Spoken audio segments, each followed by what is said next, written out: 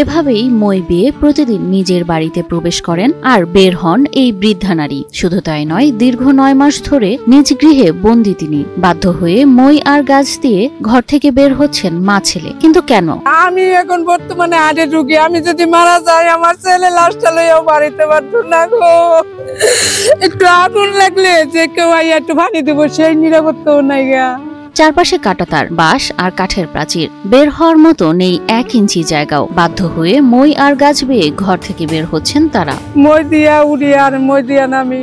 বেটা কি আমার পা গুলা দেখলে আপনি বলতেন যে আমার পায়ের মধ্যে কত রকমের আঘাত। প্রভাবশালীদের দাপটে বিধবা এ নারী যেন প্রতিদিন পাড়ি দিচ্ছেন মৃত্যু ফাঁদ। হঠাৎ হাত পা ফসকে গেলেই যেন ঝরে যাবে 2টি প্রাণ। দোকানপাট না করে দেয়, কর্মস্থল বন্ধ, কর্মস্থলে যাইব ছেলে, আমার কোনো নিরাপত্তা নাই।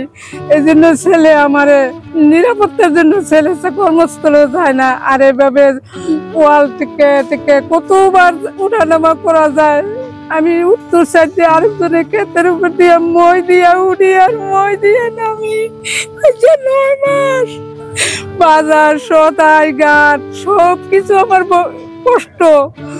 গাজীপুরের শ্রীপুর পৌরসভার কেওয়া পূর্বখণ্ডের সচিব গেট এলাকায় গেলে দেখা যাবে এমন অমানবিক কাহিনী। সরকার পদত্যাগ করলো আগস্টের 5 তারিখে, 6 তারিখে দেশে গন্ডগোল, 7 তারিখে এই আমজাদের ইঙ্গিতে আর ফরিদুল ইসলাম বাবলু আর ইঙ্গিতে তার কেয়ার কারিম শেখ আর হচ্ছে নুরুল হুদা এরা মিল্লা আমার এই বেড়াটুকু দেয়। বেড়াটুকু দিয়ে আমার 20 বছরের রাস্তা, এটা আপ ডাউন, এই 20 বছরের রাস্তা বন্ধ করে দিছে। 50 বছর বয়সী বিধবা নারী শামসুন নাহার বেগম নিজের জমিতে থাকলেও স্থানীয় প্রভাবশালীদের দাপটে আজ তিনি বন্দি জীবন কাটাচ্ছেন, এমনটাই জানান তিনি। প্রতারণা করে এইভাবে কেমনে আমার এই ক্ষেতটার থেকে বেদখল দিবে, কেমনে ক্ষেতটা বিনামূল্যে তারা নিবে, এই ষড়যন্ত্রই তারা কইরা বেড়াইয়া আমার এই আক্রমণ, এই অত্যাচার, এই নির্মম ভাবে আমার এই কষ্টগুলা দিতে।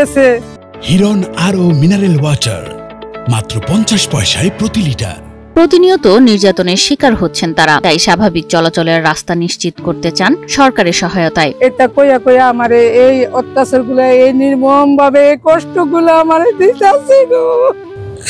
দেশবাসীর কাছে আমার এটাই আকুল আবেদন, আমি যে জেল কাটতেছি জেলের থেকে আমার মুক্তি দেব। আমাদের বাড়ির চারদিকটা বেড়া দিছে, আমাদের ওই জায়গা দিয়া চলাচল করতে দেয় না। চলাচল করতে গেলে দাও লাঠি লড়ি লইয়া মানুষজন লইয়া আমাদেরকে মারতে নিয়ে আসে। অন্যদিকে অভিযুক্ত নুরুল হুদা দাবি করেন তিনি মালিকের চাকরি করেন এবং তার নির্দেশেই জমির চারপাশে বেড়া দিয়েছেন। আমাদের কাছে জায়গা কিনছে ও, আমরা তো লেগে বুঝুক যে আমি কোন দিকে পারবো, কোন দিকে যাবো। এটা তো কোম্পানির যে জায়গা আছে ওই জায়গাতে তো আর ধরে যাইবার দিবে না। খালি জায়গা ছিল না, ওই খালি জায়গা দিয়ে তার চলমান যাইতে আসতে করছে। এখন তার তো আর মালিকে বলে না তুমি যাও আর আসো। এখন মালিকের প্রয়োজন পড়ছে, মালিকের বাউন্ডারি বলেছে, তাতে আমাদের কোনো সমস্যা নেই। আমাদের মালিকের নিষেধ আছে, ওটা আমাদের যাওয়া। দুই আপনারা যান, তাহলে অনুমতি লইয়া যান। আমি এই কথাটি বলছি, মালিকের যেহেতু আমার বলছে যে এর মধ্যে কোনো লোক ঢুকতে পারে না, আমার তো এটা বলতেই বলবো, আমি তো চাকরি করি। শ্রীপুর উপজেলা নির্বাহী কর্মকর্তা বলেন বিষয়টি তাদের নজরে এসেছে। এখানে এক পক্ষ জমি দিতে রাজি হচ্ছে না, তবে তারা চেষ্টা করছেন দ্রুত সময়ে সমস্যার সমাধান করতে। হচ্ছে যে ওনারা যেই জমির পেছনে আছেন, সামনে একটা ব্যক্তিগত জমি বিক্রি করা হয়ে গেছে। যিনি ব্যক্তিগত জমি কিনেছেন উনি ওনার জমির সীমানা দিয়েছেন। ওখানে তো ওনারা জমি বা কোনো জায়গায় কোনো সময় ওনারা ওয়ে অফ রাইট কোনো সময় ক্রয় করেননি।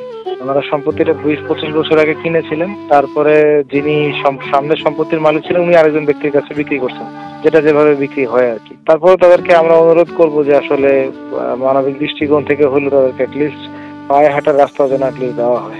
এভাবেই 9 মাস ধরে অমানবিক কষ্টে দিন কাটাচ্ছেন শামসুন নাহার ও তার ছেলে। মই বেয়ে ঝুঁকিপূর্ণ চলাফেরার মাঝে প্রতিটি দিন তাদের আতঙ্কে ভরা। এখন প্রশ্ন একটাই, কবে মুক্তি মিলবে এই অবরুদ্ধ জীবনের কাঁটাতারের বেড়া থেকে?